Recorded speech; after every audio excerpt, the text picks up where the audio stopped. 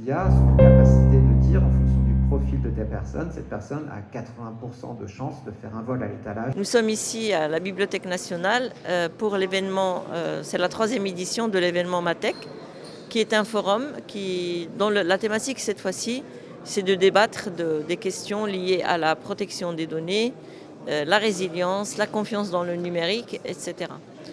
Nous avons eu le plaisir d'échanger autour de ces thématiques-là.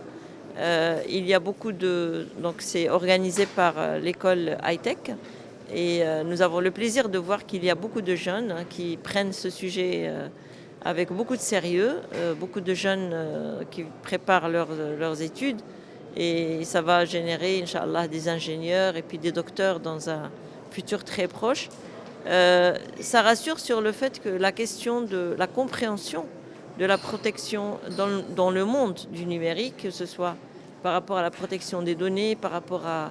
On sort d'un meeting sur le Shadow AI, tout ce qui concerne l'utilisation de l'intelligence artificielle, avec éthique, avec responsabilité, et en privilégiant la sécurité et la cybersécurité. Aujourd'hui, je pense que les discours qui ont été faits par la ministre de la Transformation digitale montrent l'importance de la recherche, l'importance de la formation dans la digitalisation d'un pays. C'est fondamental.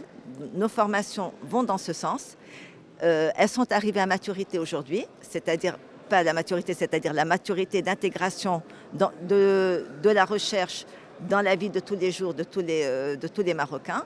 Et c'était quand même très important que high-tech mette en évidence cette symbiose qui existe entre le monde académique, le monde professionnel, un peu tout le monde, quoi, et tout le citoyen lambda.